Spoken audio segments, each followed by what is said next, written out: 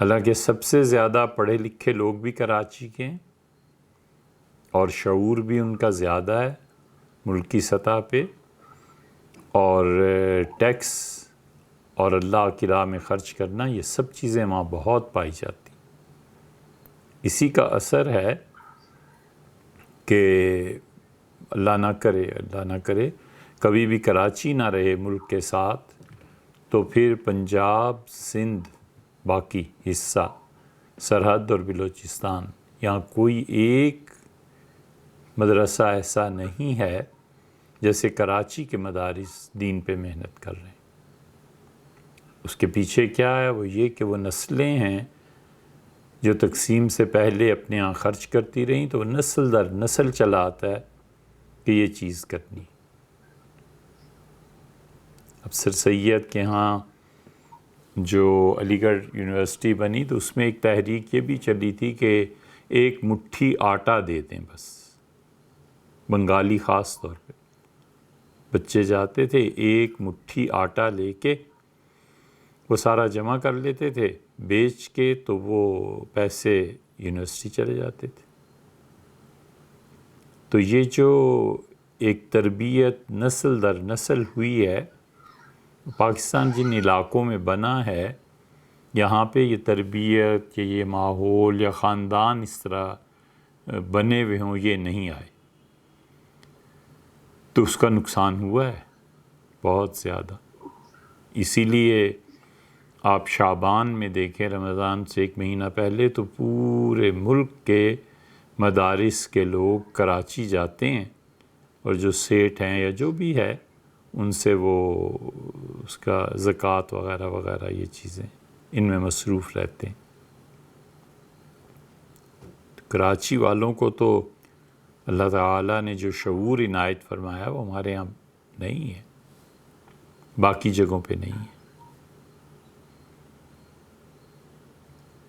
جی مفتی صاحب، آپ کا وہ ایک ابھی بیان جو ہے وہ کافی پرانا ہے، میرے خیال میں 2 سال پرانا، پنجاب اسٹوڈنٹ کاؤنسل نے آپ کو شاید انوائٹ کیا تھا، وہ ہم نے ابھی انٹرنیٹ پہ وہ لگایا، تو اس میں آپ نے تو پنجاب کی کافی پرانی ہسٹری بیان کی ہے. تو یہ زوال جو ہے پنجاب میں کب آیا ہے؟ جو تہذیب جو آپ نے بتایا کہ کتے لڑانا اور جو ہے وہ جو ہے بٹیرے جو ہے وہ لڑانا، یہ مطلب میں بھی پنجاب سے تعلق ہے، چکوال سے، تمہیں پتہ ہے ہماری تہذیب جو ہے بس اسی کے آس پاس گھومتی رہتی ہے.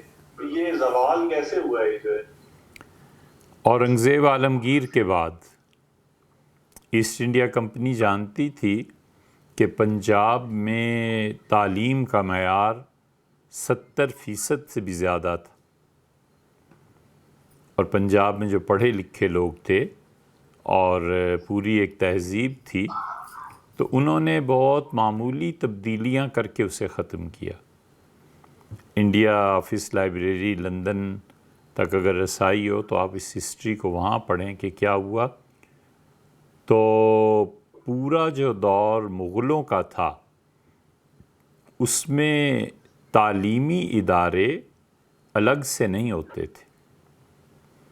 تعلیمی ادارے ہوتے تھے لیکن کم، یعنی علیحدہ کوئی تعلیمی ادارہ بنا لیا جائے. یہ شاہ جہان نے بہت زور دیا ہے. اس زمانے میں اس پورے ایشیا میں سب سے زیادہ تعلیم کا بڑا مرکز شیراز تھا، اور لوگ بلا تکلف جاتے تھے شیراز میں پڑھنے کے لیے. اور پھر خلافت عثمانیہ کی وجہ سے کوئی بھی اسٹوڈنٹ وہ ایک طرح کا، ادھر ایشیا کی بات کریں تو انٹرنیشنل ہو جاتا تھا. مصر پڑھنے جا رہا ہے، ترکی، ایران، شام وغیرہ وغیرہ، کویت.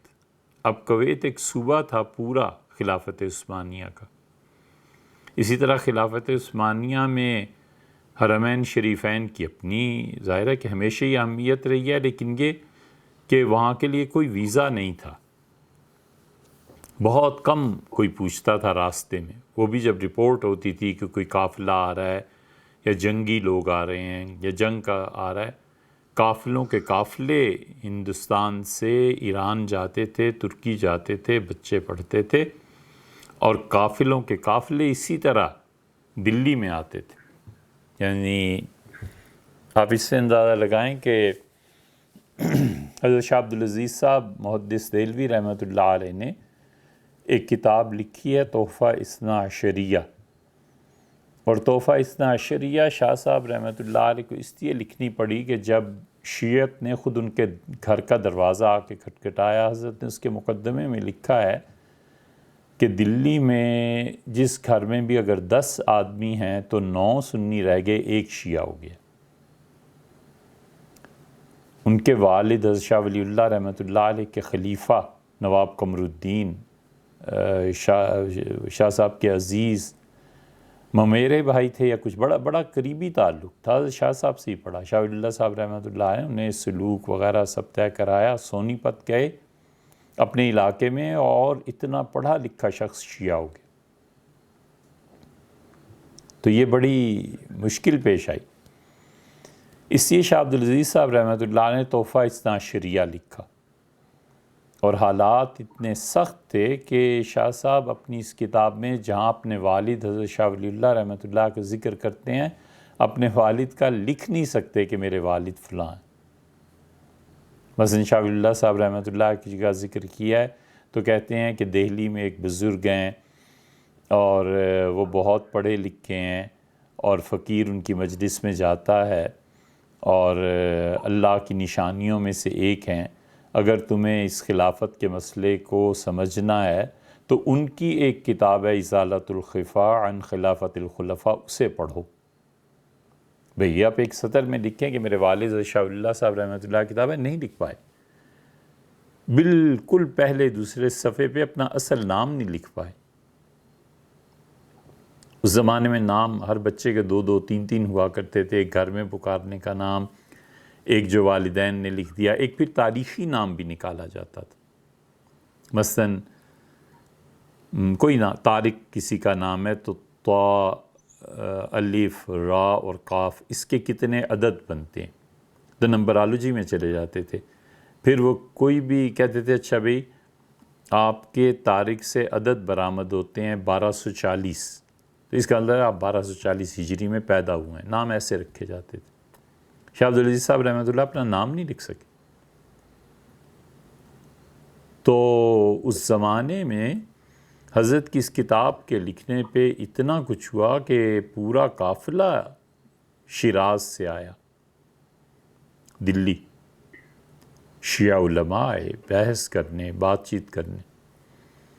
وہ تو دلی میں جو دوسرا سمندر تھا علم کا، یہ مولانا فضل حق صاحب خیر آبادی وغیرہ، یہ امام تھے میتھمیٹکس میں، الجبرا میں، ابو علی سینا کی کتابیں، طب اور منطق، فلسفہ، تو ان کی اور ان آنے والے حضرات کی آپس میں گفتگو رہی، لیکن پورا ایک ماحول تھا، اور اس میں پورب جو تھا لوگ ٹوٹے پڑے تھے شیراز پہ، شیراز جاتے تھے پڑھنے کے لیے۔ تو شاہ جہان نے پورب کو بنایا، وہاں پہ بڑے مدارس اس نے بنائے، سب کچھ کیا، اور ایک مرتبہ گئے تو بڑی خوشی سے کہا کہ پورب شیراز ماست، یہ پورب جو ہے ہمارا شیراز ہے۔ تو اس زمانے میں جتنے بھی مسلمان، ہندو، سب کے سب مذہبی چیزوں، مذہبی عمارات میں جا کے پڑھتے تھے۔ آکسفورڈ خود کیا تھا؟ یہ بھی تو کلیسا ہی تھا نا، عیسائی بھی ایسے ہی پڑھتے تھے۔ یہ تو ہمیشہ مشترک رہا، یہودی، عیسائی، مسلمان، ہندو، چائنا والے، بدھسٹ، یہ 4-5 اقوام، ان کی تاریخ اگر پیچھے جا کے پڑھیں گے تو سب کے سب کہتے تھے تعلیم مفت ہے، ایک پائی پیسہ نہیں لیتے تھے، بالکل تعلیم کے نام پہ اجرت لینے کو وہ حرام مال سمجھتے تھے۔ مسلمان تو خاص طور پہ ایسے ایسے ملیں گے کہ کسی بچے نے کوئی چیز لا کے دے دی تو انہوں نے کہا کہ یہ تو پورک ہے۔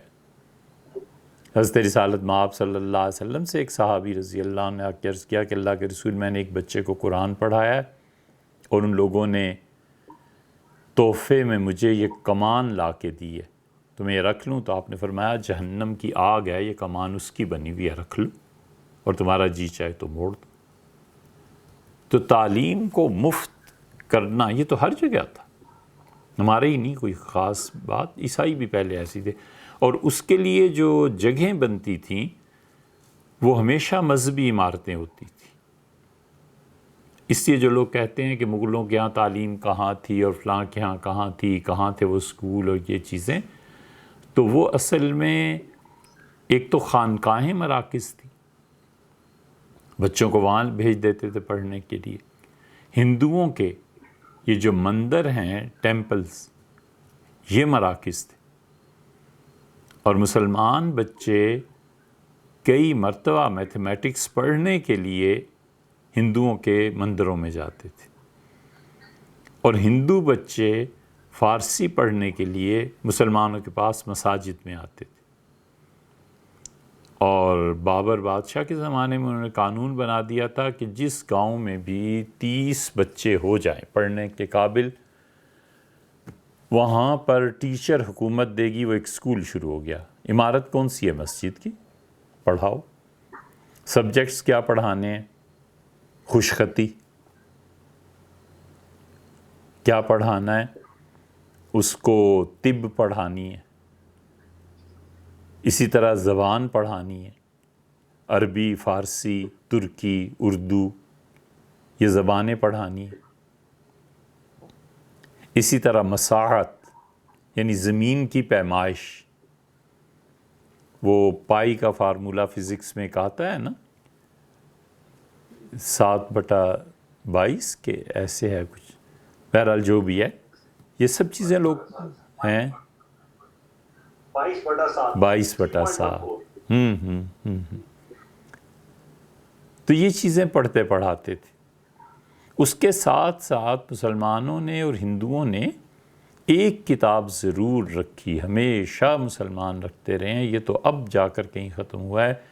ایک کتاب وہ ضرور اخلاقیات کی رکھتے تھے، چاہے وہ غزالی کی کیمیائے سعادت کے کچھ چیپٹرز پڑھا دیں، امام سعدی رحمۃ اللہ علیہ کی گلستان پڑھا دیں، بوستان پڑھا دیں، آخر پہ اسماعیل میرٹھی کی نظمیں آ جاتی تھیں، وہ پڑھاتے تھے، رب کا شکر ادا کر بھائی جس نے ہماری گائے بنائی، وغیرہ وغیرہ۔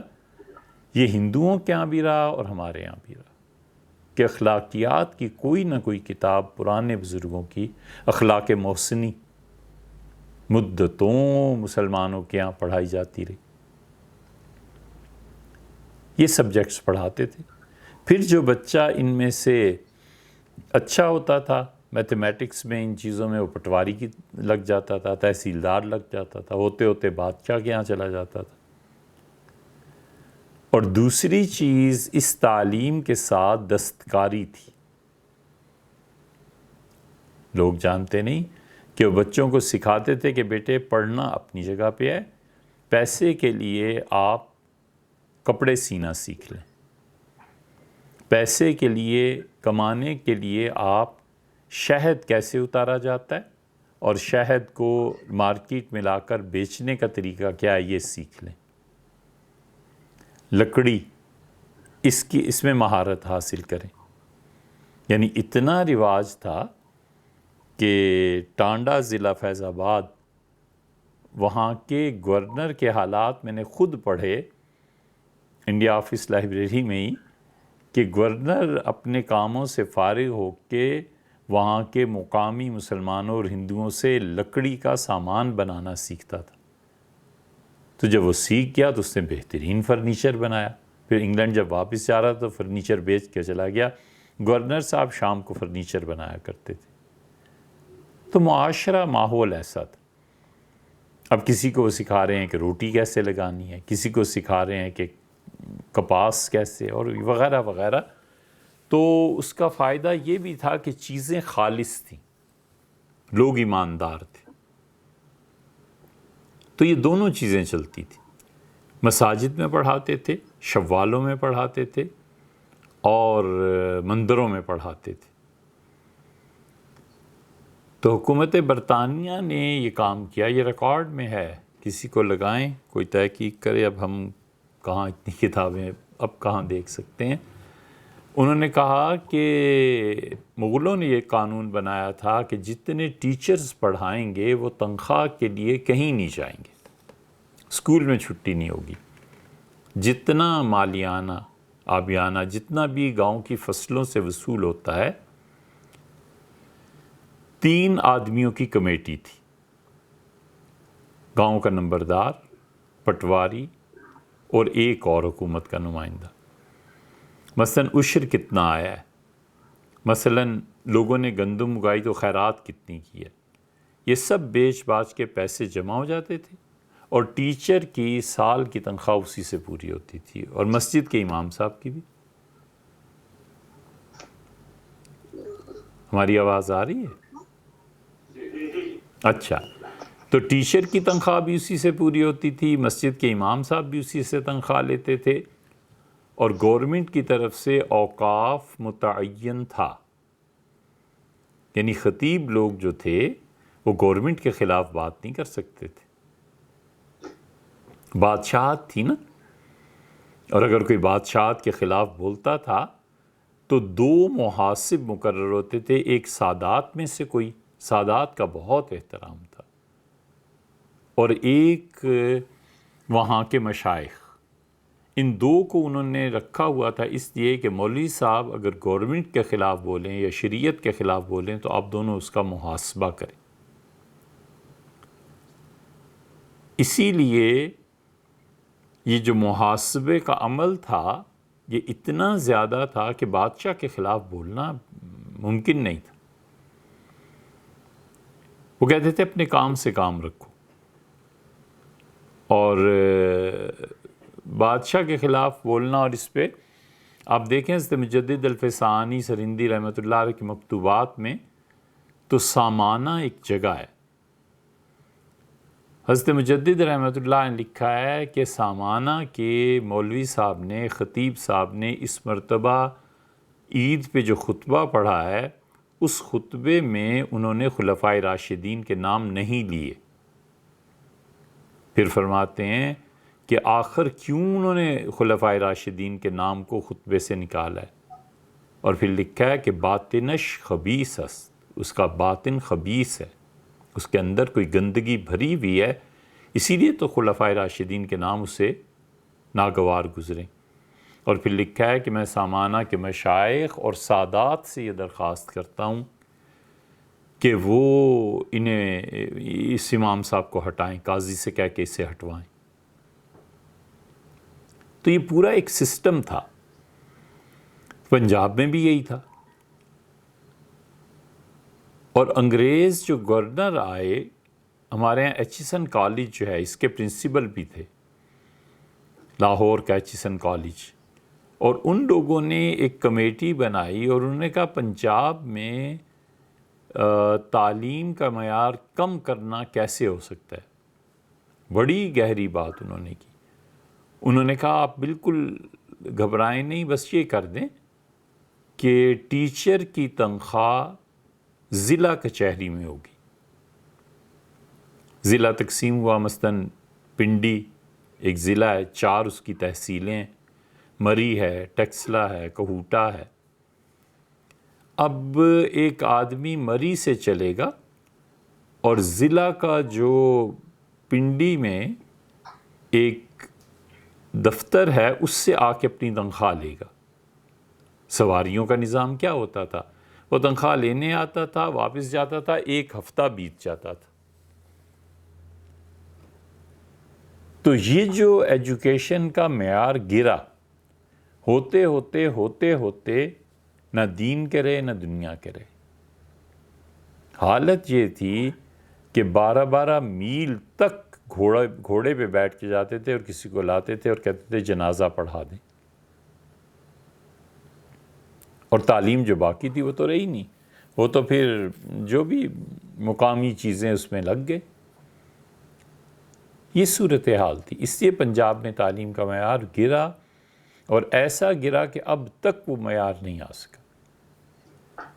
لاہور تعلیم کا اتنا بڑا مرکز تھا. یہ جو ہیں اورنگزیب اور دوسرے وہ جو شہزادے تھے دارا شکوہ، یہ پڑھنے کے لیے حضرت میاں میر رحمۃ اللہ علیہ کی خانقاہ میں بھیجے گئے تھے۔ حضرت میاں میر صاحب رحمۃ اللہ علیہ پورے مسلمانوں کی اس تاریخ میں، صوفیہ کی تاریخ میں پہلے آدمی ہیں، اور شاید آخری بھی اب تک، جنہیں سکھوں نے بلایا اور انہوں نے امرتسر جا کر گولڈن ٹیمپل کی بنیاد رکھی۔ ان لوگوں کے باہمی روابط ایسے ہی تھے، اور پڑھنا پڑھانا بھی تھا۔ تو تعلیمی ادارے اب جو تلاش کرتے ہیں نا جی مغل پڑھاتے کہاں تھے، تو مغلوں نے پورا ایک نظام دیا ہوا تھا، اور پنجاب کے علماء بہت پڑھے لکھے ہوتے تھے۔ لاہور کی تاریخ ہے پوری کہ کہاں کہاں مدارس، کہاں کہاں پڑھانا۔ پھر گورنمنٹ نے ایک کام یہ بڑا اچھا کیا تھا کہ وہ کئی گاؤں ایک خانقاہ یا مندر کے ساتھ کر دیتے کہ اس مندر کی آمدن کے لیے اتنے گاؤں کا رقبہ ہے، پنڈت، گرو، چیلے، پڑھانے والے، کسی کو کوئی پرواہ ہی نہیں ہوتی تھی۔ گندم آئی ہے پڑھیے، کپاس آئی ہے پڑھیے، وہ لوگوں کو دی جاتی تھی۔ سارے تعلیم کے نظام کے ساتھ اس طرح سے منسلک تھے۔ شاہی مسجد تھی جو لاہور میں بنی ہے، دلی کی جو مسجد بنی ہے، تو لوگ کہتے تھے کہ اتنے اساتذہ پڑھاتے تھے کان پڑی آواز سنائی نہیں دیتی تھی۔ تو یہ جتنے بھی دینی مراکز کسی بھی مذہب کے تھے، یہ سب تعلیم کے مراکز تھے۔ یہودیوں کے آپ بھی ہے، یہودیوں کے بچے بہت مرتبہ پڑھنے جاتے ہیں، تو اسکول کالج کوئی ایسا نہیں، وہ تو بعد کی بات ہے، ابتدائی تعلیم ان کے ہاں بھی ایسے ہوتی۔ تو پنجاب میں جو تبدیلیاں لائی گئیں، ان میں سے ایک تبدیلی انہوں نے جان بوجھ کے یہ کی کہ ٹیچر کی تنخواہ وہ جائے اور ضلع کا جو ہیڈ کوارٹر جہاں بھی ہے وہاں سے لے کے آیا، اور گھوڑوں پہ جاتے تھے، گدھوں پہ جاتے تھے۔ اس زمانے میں کہاں ایسی سواریاں تھیں، پختہ سڑکیں اتنی ایسی کہاں تھیں۔ اس طرح سے معیار گرا ہے تعلیم کا۔ اور اب ہمارے ہاں دیکھ لیں تو جو آپ کے بچوں نے فرض کریں آپ میں سے کوئی کراچی کا ہے، تو جو بچہ کراچی میں پڑھ رہا ہے اسے پتہ ہی نہیں ہے کہ پنڈی میں بچہ جو پڑھ رہا ہے وہ کیا پڑھ رہا ہے۔ پنڈی والوں کو پتہ ہی نہیں کہ کراچی میں، ہم کبھی کبھی کراچی جاتے ہیں خاص طور پہ مارکیٹ میں، تو جو کتابیں وہاں چھپی ہوئی ہوتی ہیں پنجاب میں خبر ہی نہیں ہے کہ یہ اچھا اس موضوع پہ بھی کوئی چیز چھپی ہے یا کسی نے لکھی۔ وہ یہاں آتے ہیں تو ہم انہیں بتاتے ہیں کہ اچھا دیکھو یہ کتابیں یہاں چھپی۔ ترسیل بھی نہیں نا، فکر نہیں،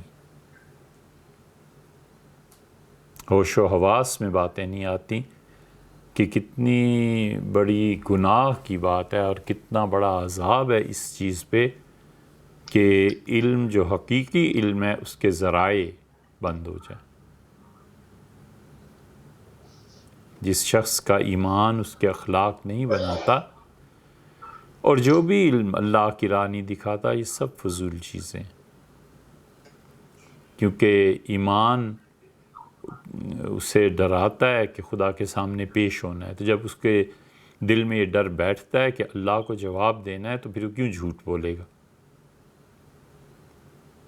جب اس کا ایمان اسے سکھائے گا کہ خدا نے منع کیا اس بات سے، اور بہرحال اللہ سے منہ لگنا ہے، تو اس دن کیا ہوگا؟ اب حیا کیا چیز ہے؟ حیا نام ہے شرمندگی سے بچنے کا نا۔ جو بھی بچہ بے حیائی کا کوئی کام کرے گا تو کسی کی نظر پڑ گئی تو شرمندہ ہوتا ہے نا بچہ، آدمی شرمندہ ہوتا ہے کہ یار یہ ایک بات کسی کے علم میں آ گئی، یا کسی نے سن لی، یا کچھ پتہ چل گیا۔ تو وہ حیا ایمان کا شعبہ ہے۔ تو ایمان جب پختہ ہوتا ہے، حیا ہوتی ہے، تو پھر وہ بچتا ہے اس سے کہ میں اللہ کے سامنے شرمندہ نہ ہو جاؤں۔ ایمان کا تقاضا ہے کہ اللہ کے سامنے شرمندگی نہ اٹھانی پڑے۔ معلوم نہیں کہنے کی بات ہے یا نہیں، آخری حاضری جو خانقاہ میں ہوئی لکھنؤ رائے بریلی میں رمضان گزرا، تو جب چلنے لگے اس کے بعد حضرت مولانا میاں صاحب رحمۃ اللہ سے ٹیلی فون پہ باتیں ہوتی رہیں، لیکن کبھی پھر آمنے سامنے کی بات نہیں ہوئی۔ ان کی خدمت میں حاضری نہیں ہوئی۔ تو حدیث شریف کی سند بھی دی اور مجھ سے فرمایا کہ ہم آپ کو ایک بات کہتے ہیں، فرمایا کہ زندگی میں کوئی کام مت ایسا کیجیے گا جس کی وجہ سے دنیا میں یا آخرت میں اللہ کے سامنے مجھے شرمندہ ہونا پڑے۔ اتنی وزنی بات ہے کہ کتاب لکھی جا سکتی ہے۔ مطلب یہ تھا کہ اللہ کے سامنے بھی حیا رہے اور دنیا میں بھی حیا رہے۔ تو ایمان اس بات کا تقاضا کرتا ہے، اور علم تو جو بھی ہے، آدمی جب سوچتا ہے اس کو تو ایک جگہ پہنچ کے اسے احساس ہوتا ہے کہ کوئی نہ کوئی طاقت ہے، یہ سب کچھ انسانوں کی چیزیں نہیں ہیں، اللہ کا اپنا ایک نظام ہے۔ پہنچ جاتا ہے آدمی۔ ہر آدمی جو فزکس اور کیمسٹری پڑھتا ہے، اگر اس کی تربیت ہو اور طبیعت میں اعتدال ہو تو زندگی میں کہیں نہ کہیں پہنچ کے وہ رمق آتی ہے، وہ چمک آتی ہے اللہ کی طرف سے بھی کہ یار یہ سب کچھ ایسے ہی نہیں، کوئی نہ کوئی خالق ہے، مالک ہے، یہ چیزیں۔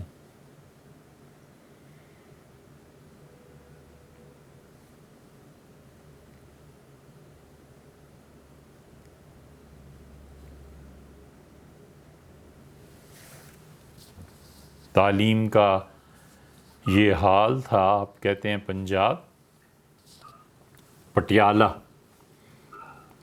یہ ہندوستان میں ہے، یہ لوگ پنجابی شمار کیے جاتے تھے۔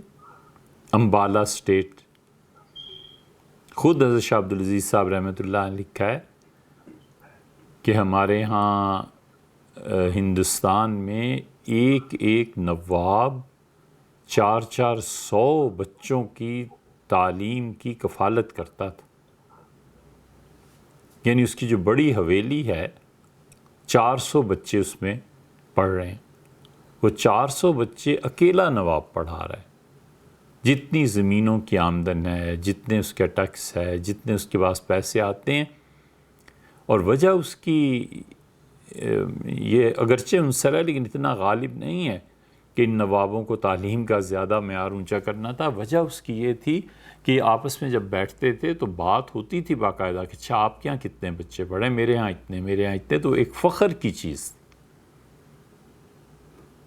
حضرت شاہ عبدالعزیز صاحب رحمۃ اللہ علیہ نے ایک نواب صاحب کا لکھا ہے کہ ان کے ہاں 400 بچے پڑھتے تھے، اور ان کے ہاں دولت کی اتنی فراوانی تھی کہ ہر مہینے 300 روپے کے گلاب کے پھول اور عرق اور یہ چیزیں آتی تھیں بیگمات کے لیے۔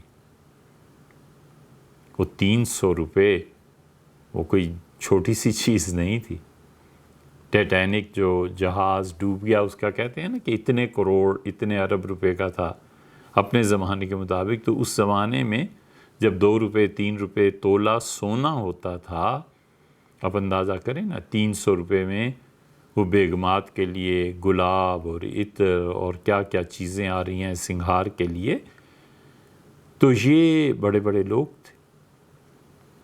اور آپ کیوں بھولتے ہیں بلبن کو؟ یہ جتنے تغلق تھے نا، اور غزنوی، غوری، تغلق، سعیدی، وہ جو سعیدی بادشاہت کا دور رہا ہے لوگ اسے جانتے بھی نہیں ہیں۔ ہمارے یہاں اچھے بچے تاریخ پڑھے ہوئے نہیں جانتے کہ وہ دور کیا تھا۔ ان سب کے ہاں ایک گشتی کتب خانہ ہوا کرتا تھا۔ فوج باقاعدہ دشمن کے لیے لڑنے جب جاتی تھی تو پوری کتابیں، کئی ہزار کتابیں جانوروں پہ لد کے ساتھ چلتا تھا قافلہ۔ پھر جہاں قافلہ رکتا تھا 2-4 دن کے لیے، جتنا بھی جو ان کے طریقہ کار ہوتا ہوگا، تو علماء ہوتے تھے اور سادات ہوتے تھے، وہ کہتے تھے آپ رہیں بس۔ اور علماء اور سادات کو وہ کہتے تھے کوئی کام نہیں کرنا، فوج کو پڑھانا ہے ایک، اور دوسرا اپنے دعا کرنی ہے کہ اللہ تعالیٰ دشمن پر مدد دے، دشمن پہ فتح۔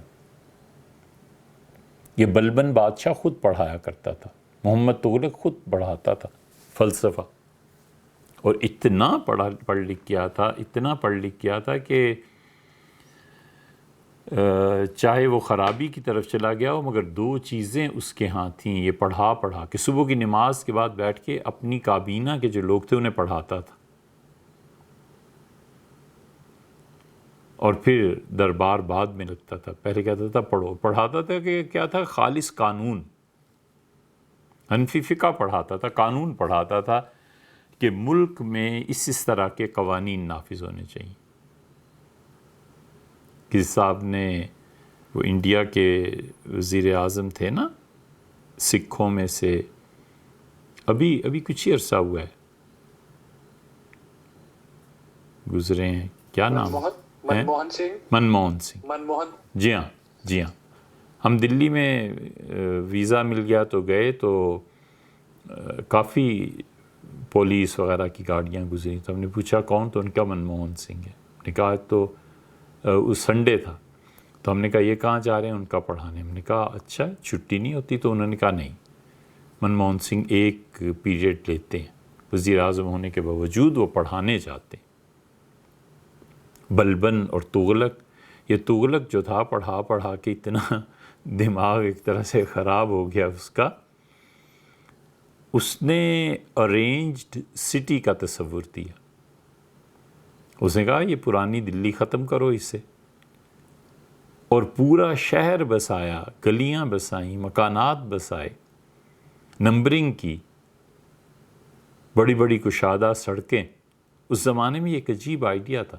اس نے کہا دلی میں گھر چھوڑیں اور وہاں جا کے لے لیں، بس اتنا کریں۔ تو پوری دلی کو اس نے منتقل کر دیا، اور لوگ اس کے لیے تیار نہیں تھے، پبلک تیار نہیں تھی۔ تو وہ پھر جو جھگڑے وغیرہ جو چیزیں بھی ہوئیں، تو لوگ، مورخین نے لکھا ہے کہ یہ اپنی وقت سے 100 سال پہلے ہی پیدا ہو گیا تھا۔ انہوں نے کہا معاشرے نے اتنی ترقی 100 سال کے بعد کی، اور اتنا پڑھاتا تھا، اتنا علم تھا اس کے پاس کہ بڑے بڑے علماء اس سے بات نہیں کر پاتے تھے۔ پھر اس کے ذہن میں ایک مرتبہ آئی کہ اس کے 4 وزیر جو تھے وہ بھی اتنے ہی صلاحیتوں کے تھے۔ تو اس نے ایک دن پھر دربار میں کہا کہ میرے یہ وزیر جو ہیں، ان جیسا آدمی دنیا میں نہیں پایا جاتا۔ سب نے اس کا اعتراف کیا۔ تو اس نے کہا میں سوچ رہا ہوں کہ اگر میں نبوت کا دعویٰ کروں تو 4 تو میرے یہی خلفاء ہیں، تو کیا تھا حضور صلی اللہ علیہ وسلم میں ایسا جو مجھے نہیں آتا؟ درباریوں نے تو سن لیا، فلسفہ پڑھ کے یہ حال ہو گیا تھا اس کا۔ تو کسی نے اس کے کوئی تھا عقل مند، اس نے بس ایک بات کی کہ اس کے چچا جو تھے وہ بہت ایماندار، دیندار آدمی تھے۔ چچا کو جا کے کہا کہ آپ کے بھتیجے کے دماغ میں اب نبوت کا دعویٰ سما رہا ہے۔ انہوں نے کہا اچھا کر لیں گے علاج، بڑے لوگ تھے۔ تو فرمائش ہوئی کہ میں آؤں گا کھانے پہ، رات کو عشاء کے بعد کھانا، انہوں نے بڑا احترام کیا چچا کا، دعوت بادشاہوں جیسی۔ تو جب جانے لگے تو وہ جھکا ملا، تو انہوں نے ایک تھپڑ مارا، اور انہوں نے کہا یہ آج کل تمہارے دماغ میں کیا سمائی ہوئی ہے؟ بس ایسا تھپڑ مارا کہ بادشاہ کی پگڑی گر گئی۔ اب بولتا کیسے؟ چلے گئے، بس پھر نہیں ہوا کچھ۔ تو ادب احترام، تو یہ چیزیں بلبن پڑھاتا تھا۔ 400 علماء اور سادات ان کی فوج میں جاتے تھے۔ یہ آپ ہسٹری پڑھیں نا، مگر آپ کے لیے پڑھنے کا دشواری اس لیے ہے کہ آپ نے پرشین سے چہرہ دوسری طرف پھیر لیا نا۔ اوریجنل ہسٹری ساری پرشین میں، اورنگزیب کے خطوط پرشین میں، بہت بہت مواد ہے پرشین میں، تو فارسی میں سارا لکھا ہوا ہے۔ اب ہندوؤں نے چونکہ حکومت انگریزوں نے مسلمانوں سے لی تھی، تو انہوں نے تو ہر وہ چیز کرنی تھی جس سے مسلمان دبیں اور پست ہوں، اور ہندو ساتھ مل گئے تھے۔ دونوں نے مل کے تاریخ میں بھی بگاڑ پیدا کیا، اور مذہب کو بھی بگاڑا. مذہب کے معاملے میں تو بڑی بے رحمی سے انہوں نے کہا کہ بنارس اور یونیورسٹی اور دلی یہاں عربی پڑھائی جاتی ہے، یہ پڑھیں، ہمیں کوئی اس پہ پابندی نہیں لگانی، لیکن آئندہ سے سرکاری نوکری نہیں انہیں ملے گی. 1829 میں انہوں نے کہا سرکاری نوکری نہیں ملے گی، کیونکہ جب سر سید نے علی گڑھ میں یونیورسٹی بنائی تھی تو ہندوؤں نے بنارس میں اس کے مقابلے کی بنائی تھی. وہ غافل نہیں تھے، انہیں بھی پتا تھا کہ کیسے جینا ہے، کیسے ہندوؤں کو باقی رکھنا ہے. تو اس لیے تعلیم کی یہ پوری داستان، بڑے بڑے پڑھے لکھے لوگ ہوتے تھے. یعنی ہندوؤں کا فارسی کا کلام جو انہوں نے حضرت رسالت مآب صلی اللہ علیہ وسلم کی شان میں نعتیں کہی ہیں، کمال کی نعتیں، کمال کی چیزیں ہیں. مرثیے لکھیں ہندوؤں نے. تو پنجاب میں بھی ایسے ہی تھا. لاہور کا کون مقابلہ کر سکتا تھا؟ بہاولپور کا کون مقابلہ کر سکتا تھا؟ ریاست تھی نا. اور ہوا یہ کہ جب علم کے قدردان نہیں رہے تو بہاولپور کے جو نواب تھے ان کی وراثتیں تقسیم ہوئیں، اور وہ ہم نے دیکھی وراثت کی تقسیم کہ مثلاً ایک کتاب 10 جلدوں میں ہے تو وراثت میں 2 جلدیں کسی اور بھائی کے پاس ہیں، 4 کسی اور کے پاس ہیں، 6 کسی اور کے پاس ہیں، اور بالکل ردی کے بھاؤ، بیکار کاغذ کے بھاؤ بکی.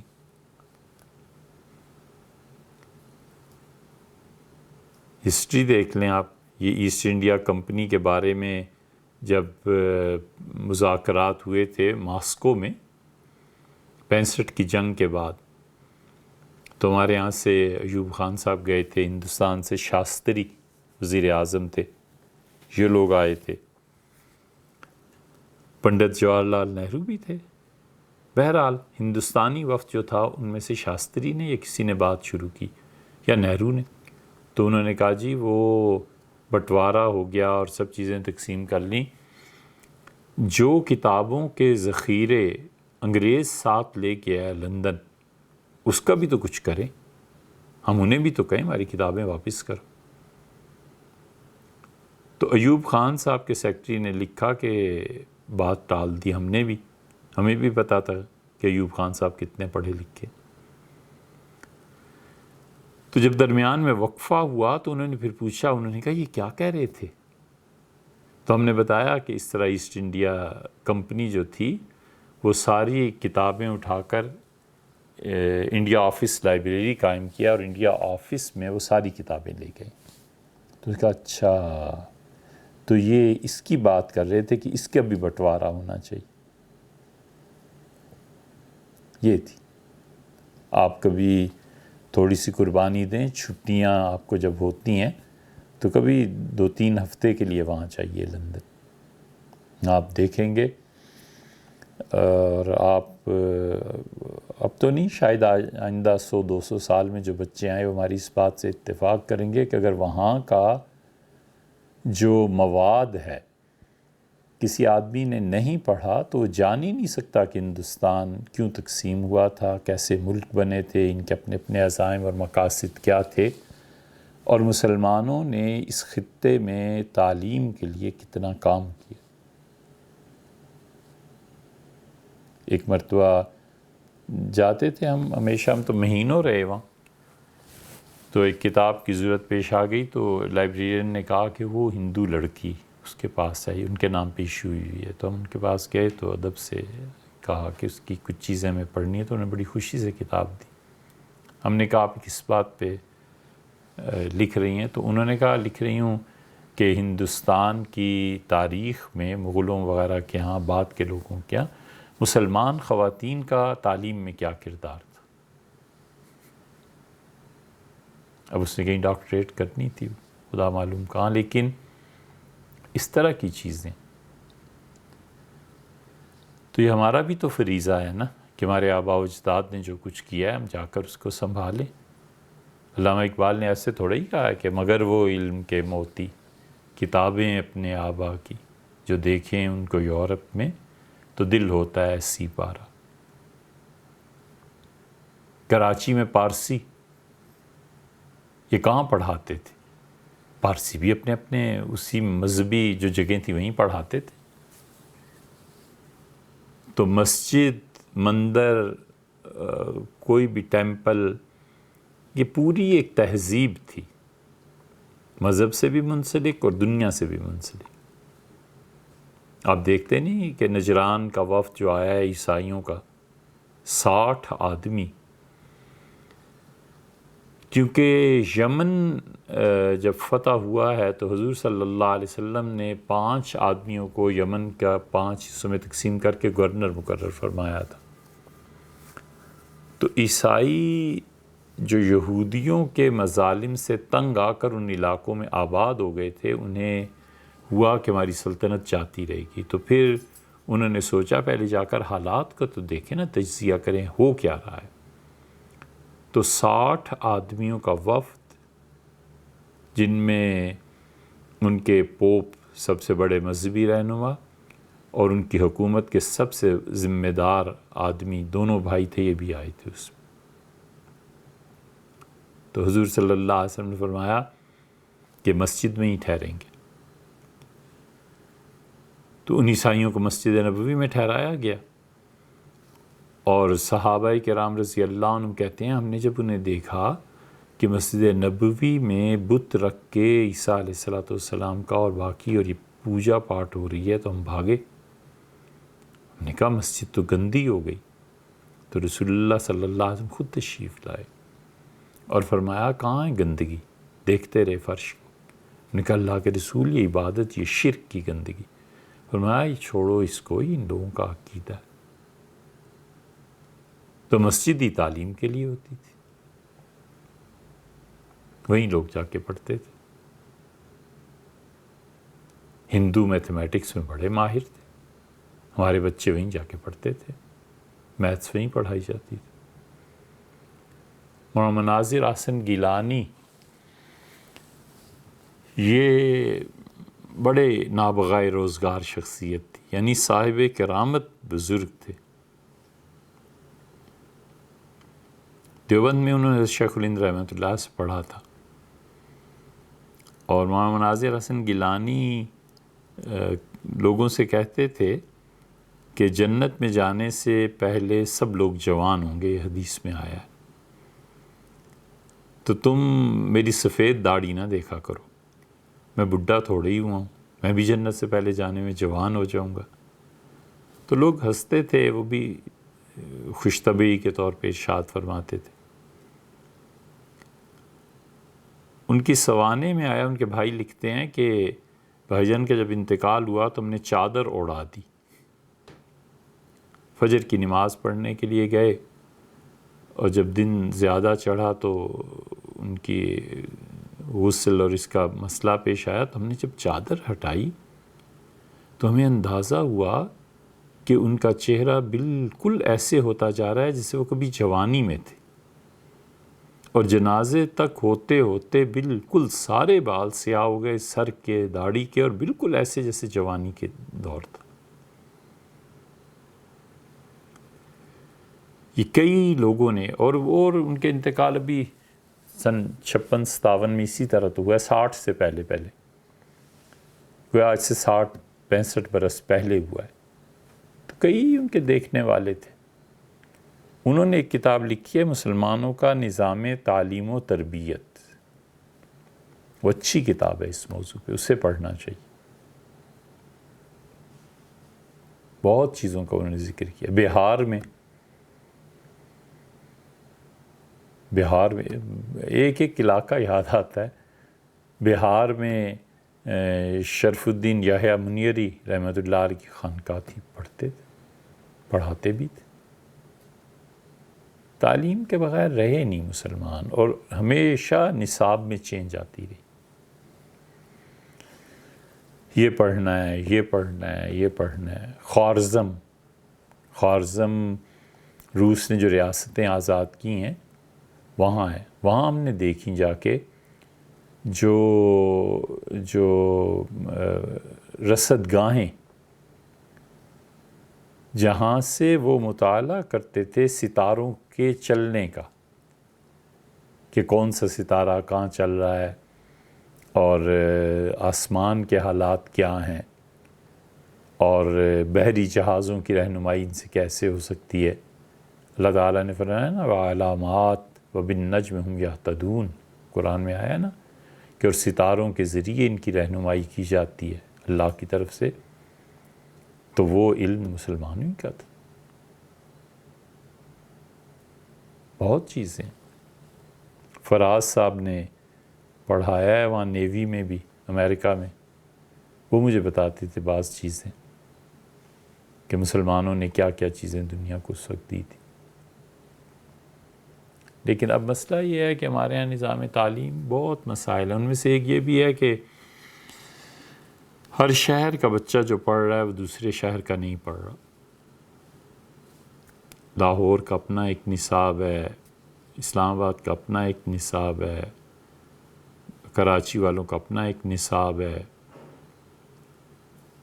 چائنیز ہمارے یہاں پڑھانا شروع ہوئے ہیں، سندھ میں چائنیز بعض جگہوں پہ پڑھائی جا رہی ہے۔ اب پنجاب میں ابھی حکومت نے کہا کہ چھٹی سے انگلش شروع کی جائے۔ پہلے حکم ہوا تھا سرکار کا کہ یکم سے پہلی جماعت سے انگلش بچوں کو پڑھائی جائے گی، اب حکم ہوا ہے کہ اردو پڑھائی جائے اور چھٹی سے انگلش شروع کرے۔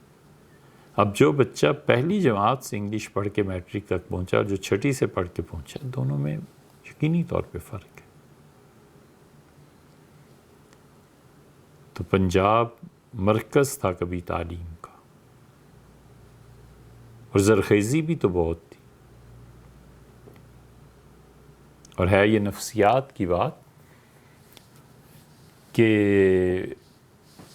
پنجاب میں انڈیا کا بھی پاکستان کا بھی بھینس کا دودھ استعمال ہوتا تھا، اب بھی ہوتا ہے، گائے کم تھی۔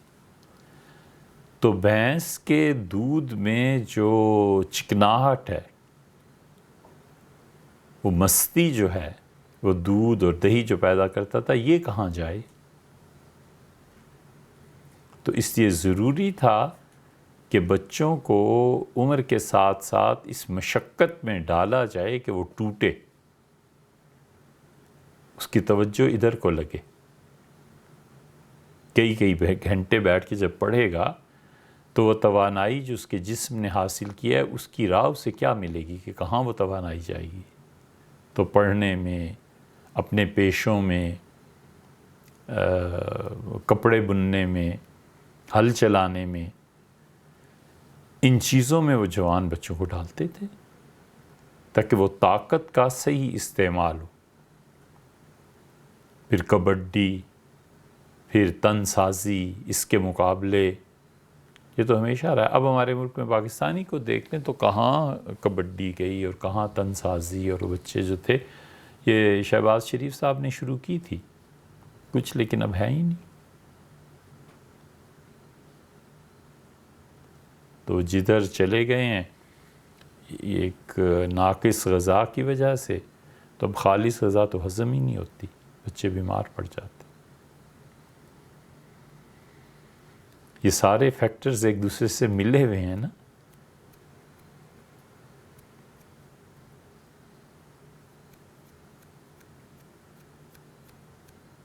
اتنا انہماک تھا کتابوں میں اور تعلیم میں کہ ایک صاحب پڑھ رہے تھے تو وہ جو کتاب تھی وہ اتنی دلچسپ کہ تھوڑی دیر کے بعد انہوں نے اپنی ٹانگ پہ ہاتھ مارا اور پتہ نہیں کیا ہے، پھر پڑھنے لگے۔ جب پڑھ کے اٹھے تو ان کے دوست ڈاکٹر صاحب آئے تو انہوں نے کہا کہ یہ کیا ہے؟ کیا چلیں ڈاکٹر صاحب نے کہا یہ تتیہ ہوتی ہے نا، پیلے رنگ کی، کاٹتی ہے 9 گنی انہوں نے، ان کا یہ سب مری ہوئی کیوں ہے، یہ کیا ہوا ہے؟ ان کا پتہ نہیں یہ کیا ہو گیا۔ تو پھر خیال آیا کہ اوفو، یہ آ کے بار بار ڈنک مار رہی تھی، 9 کی 9 مر گئیں، مگر بندہ خدا نے مطالعہ نہیں چھوڑا، کتاب نہیں چھوڑی۔ تو یہ انہماک نہیں تو پاگل پنا۔ اب جو بھی کہیں، لیکن ڈوبے ہوئے تھے لوگ. ایسے ہی تو نہیں نا حکمرانی کی. آپ کے امریکہ کے صدر کیا نام تھا ان کا، اب چیزیں اتنی زیادہ کیا آدمی کہے، امریکہ کے صدر آپ کے وہ پڑھتے تھے فلسفے، کلنٹن پڑھتے تھے، وہ فلسفے کے آدمی تھے.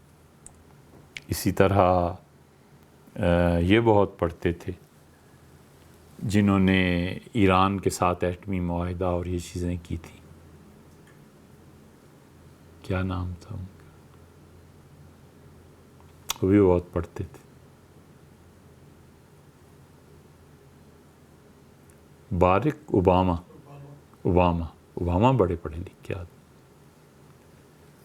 کارٹر، انہوں نے جو کتاب لکھی ہے وہ اگر آپ پڑھیں تو پتہ چلتا ہے کہ اس آدمی نے کیا کیا. اس کا حوالہ بھی ہم نے ایک جگہ دیا ہے ابھی چند دن پہلے.